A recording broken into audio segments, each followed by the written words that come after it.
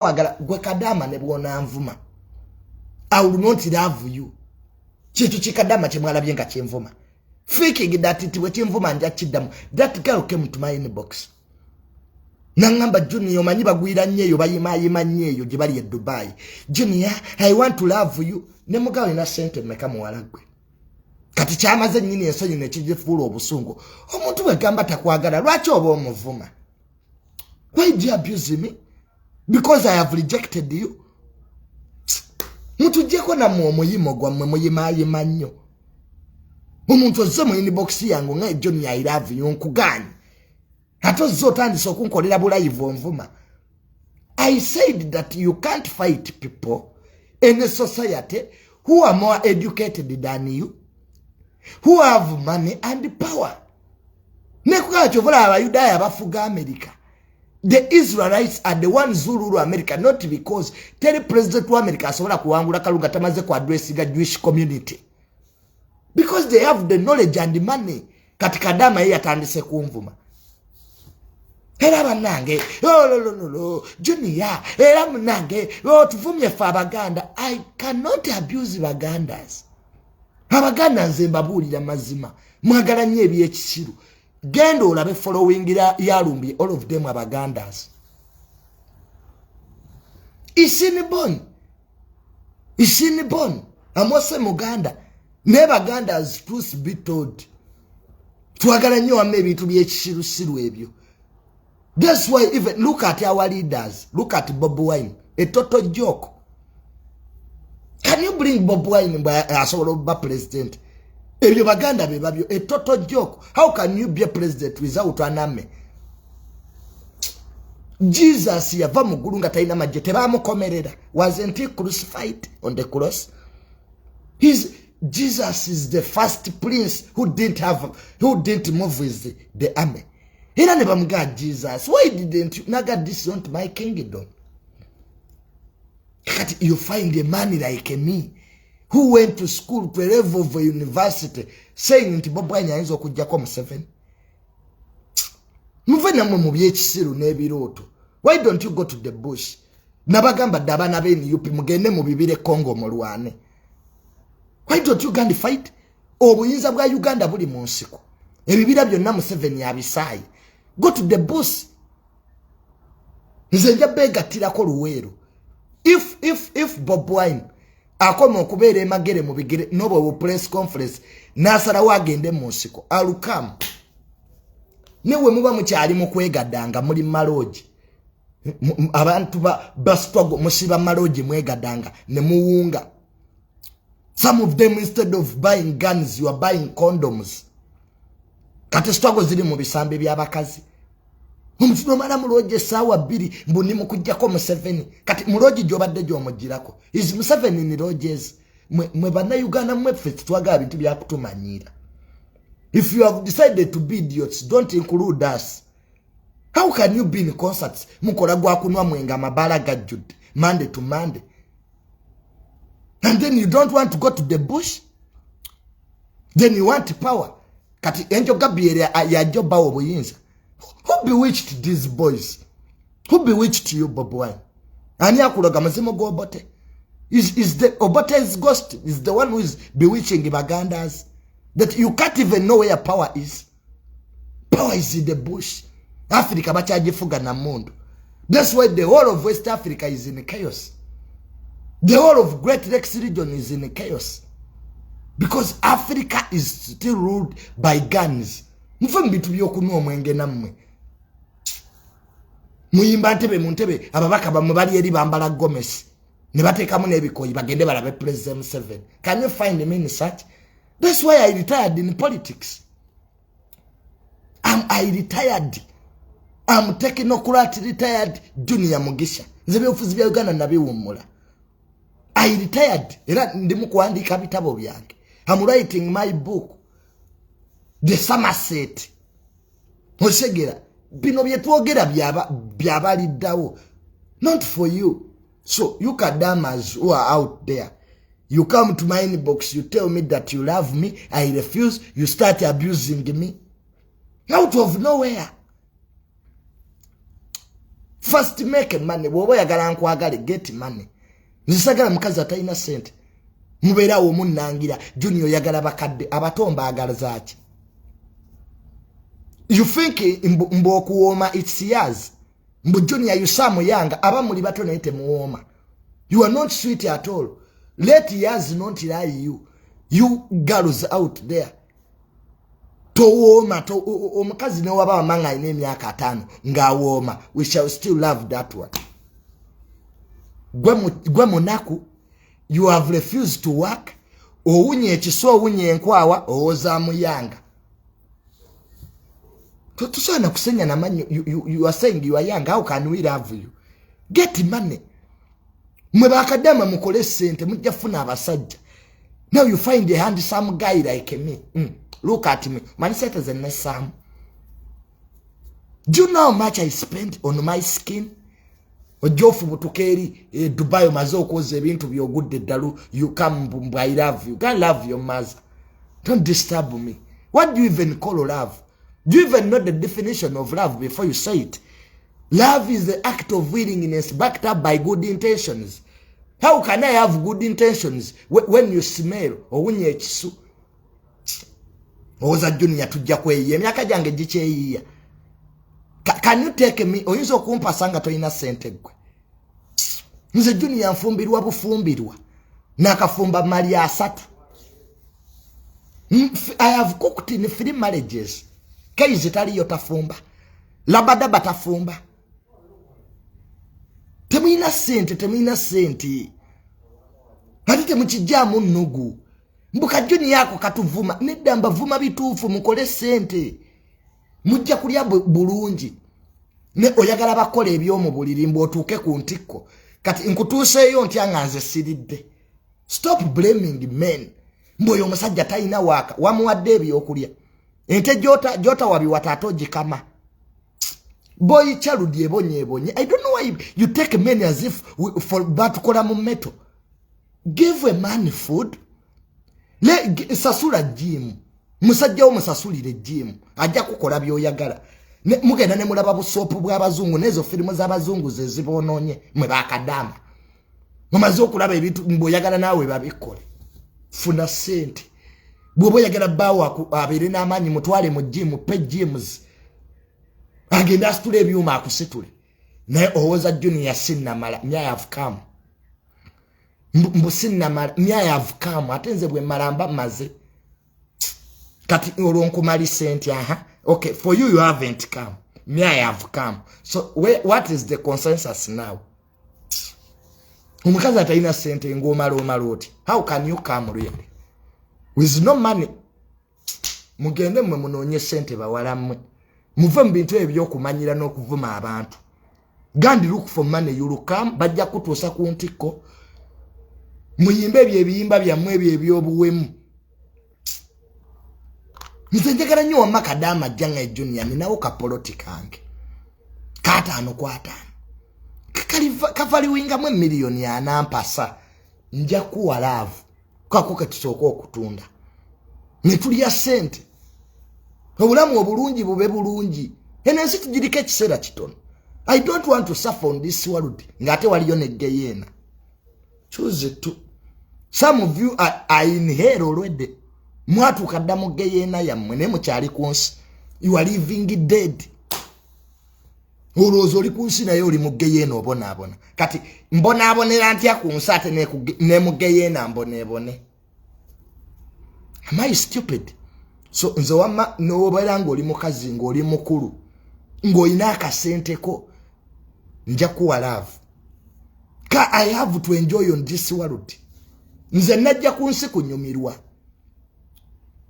Oshigira, don't tell me your theories of life. Junior, oli mwana muto ojja kufa sirimu. Kakati gwatamuyina ofana notya. Anegwana muyina ebintu bye muteekawo abantu nga banyumirwa obulamu bwabwe. Kamu bwabalemerera you are failures. Owulira bubi. Oyagala mboneboneze nagana okubonabona. Ninga namwandu Sarayeza. Okuva omugenzi Isimalu yafa. Sarayeza taddangako mabega. Nze sijja kubonabona. I'll eat money. Era omukyala yenna ng'oli eyo is playing on my car. Ezo mirako mulindeko spasio tebajiba buzoida chikameka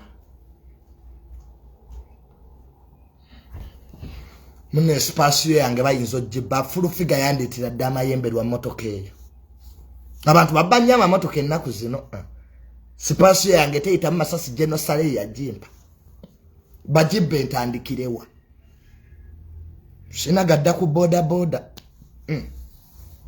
kangira mvuge yo spasio egwe vuga benzi nze jenjagala nze mune munsi kyenina kyekyange. I'm not greedy, what I have is mine. Oboli eyo nsekerera gwe ngo ina benzi vuga ashege boboli eyo ngo ina BMW vuga have no problem ashege. So let us really appreciate what we have, and we should also be thankful to God. So kadaama gwe eyamuvumye, get things to do. Shege enaku yo, I'm not part of your suffering. I'm not an MP in this country, neither do I sit in cabinet to form policies. So wobanga oli eyo ngo chanyumiza mbombo nabo na sikutwala ko bweru obonebone. There are so many girls here who are suffering in Uganda. Abana bali mu kikubo. So don't come to exaggerate your suffering. We are not part. Genda mu church osabe. Katonda akuwumuze mangu. But if you come here to tell me how you are suffering, I also have my problems. Ngatata wange simanya bwali ya sente tulije mayinja. We have to eat money. My father fought in the bush. Yatambuzanga lugambo mbayekera. So here we are.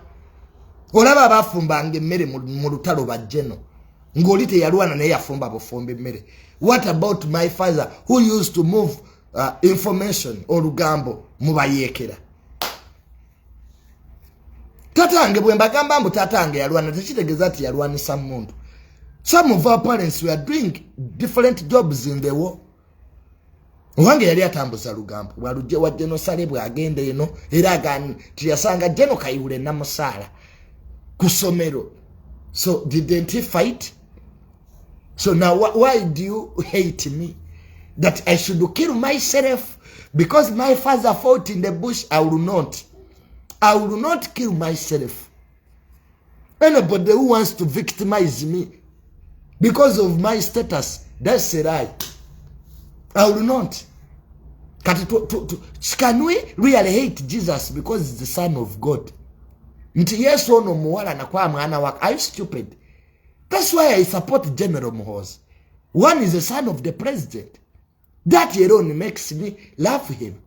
2 years had a tremendous career in the military. 28 years serving the army. Kati General Muhoozi muwala nirewa. Unless I'm stupid. Please, let jealousy not overshadow your judgment. Let jealousy, bias, not overshadow your judgment. Mutemwina bana. Mbu President Museveni yagala nnyo mutabani obadde yagala yagala eggwe. He's his son. Why can't the president love his son? Some of these things you are just jealousy. Muyine mpalana, muli na balogo. Some of you will practice witchcraft. How can you hate a president's son? That the president loves his son, that's a crime. Kat obadde yagala yagala eggwe. Some of you are just stupid. So I want to end Eddie Kenzo. Eddie Kenzo, you were nominated. Junior yogera ku Grace Khan semumani. I don't know her. Era neba nikati bankubidde. Mwe bayiza we mulekerawo kunkubira amasimu ku topic ez'ekisiru. How can you call me to talk about Grace Khan and Prince Oma? Who bakola bichabo? Who are they? I don't know them. In the city isima. I'm not the late isima who used to talk about everything. Zisogera ku buli kimu. To talk about you must deserve the airtime. Kati Grace Khan mwogere coach. What do they do? They are looking for talkability. Mbonange nzije wanonjogere ku mwana wa Grace Khan wa Gorodi. Don't be stupid. Mwemba na mauli temumpitanga ku bintu bya kisiru. Omuntu nokubira simu ngamba bya Grace Can. I drive my car. Putting in to talk about Grace Can. Who is she? Them is abayimbi benjogerako babale. Bebe Cool, big size. Jose Chameleone, Eddie Kenzo, Spice Diana, Shiba. No, Cindy. He used to be a stage performance here. Who is now? Temutubuliranga namwe bya kisiru. Me, son of Mirundi, to talk about Echidomola, Grace Can, Grace Echidomola. Don't be stupid. Mumpitanga mze mumanyi mwe banamawulira. Mumpite ku jangomboze ku Bebe Cool yatute mutabani we Masen. Such topics where you motivate parents. Ono mutabani wa Chameleone Alpha tusobola omwogerako. Yayogera oluzungu, olulungi nga TikTok agikolera mu luzungu. This kati Grace Can tumwogereko kine Prince Oma. Situmbulira bintu bya kisiru damu. Nali mu office, I'm signing grand titles. Producer wani cutting up. Yes, Junior konze je baliko so. Tubadde tukwagala leero waliwo story ya Grace Can ne Prince Oma. Ne mugamba ne musajja gwe. Those people you are calling me to talk about, what do they do? How can I come on the national TV to talk about Grace Can really? It's an insult to me. A man who is a degree. Mulekerawo okutumanyira. Mulekerawo okutujoga basajja mwe mujoga. A man like me really. I drive my armor disperse your 20 to talk about Grace Can and when I'm more famous than them. If you becoming ku TikTok, let us discuss people who have substance. If you were calling me to talk about Bobby Wine, I would have come. Singo don't Peter kugira ku Dickens. But Grace Can, Grace Echidomola, Grace Can.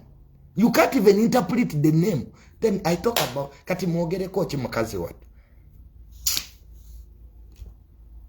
Finitry na bana. Everybody has kids. Now how can I start discussing Prince Oma? Gwalio de yombo omulangira Oma. Abalangira bali Saudi Arabia. Uganda temuli mu balangira ngo jeko bana abana bakabaka. Prince Jr. Olabaka omumbejja Kasalini sanga lyambogo hali ku TikTok. Golaba tumwogerako. She's on TikTok. Agama Uganda is not Uganda ling. Kati first of all, your Prince Oma is an impersonator. You are not a prince. Kati Neri negwanga President 7 tusaba agira akyatufuga. You call me to talk about already is an impersonator. Simulangira. Mbu Prince Oma kati how anyway. Abana Uganda kamalize ne story no president we Kenya, former president we Kenya munyivu. Uhuru Kenyatta. Munyivu dala. Era okwose jobe jo yalabikidde ku mikutu je Kenya nga munyivu. Former president we Kenya Uhuru Kenyatta amakaga mutabani we. Gabadde gazingiddwako ab'ebyokwerinda Kenya. Bajidde president we former president we Kenya Uhuru Kenyatta agamba nti emmotoka zabaddeko namba za Southern Sudan. Era mutabani we najja yessemu namukubira namugamba daddy, they are intruders in my home. Uhuru Kenyatta yasitukiddemu mangu ogenda mu maka ga mutabani we alabe baani abaagala okukwata mutabani we. Era bigambo byakozeseza banete byabadde birungi. Uhuru Kenyatta former president we Kenya jukira bayino obutakanya ne president aliko William Ruto. Nagawe muba mwagalanze mujje mu nkwate. Nkoye temudanga mukumanyira family yange yawoninze bana Kenya. Na muve ku mama wange. Muve ku bana bange. Ebigambo bino ebyabadde bikawanga omususa. Byabadde byogerebwa former president we Kenya Uhuru Kenyatta yawoninze government ya Kenya. Na ebirala byonna mubikole. Leave my mother alone. Leave my children. If you want byamu here,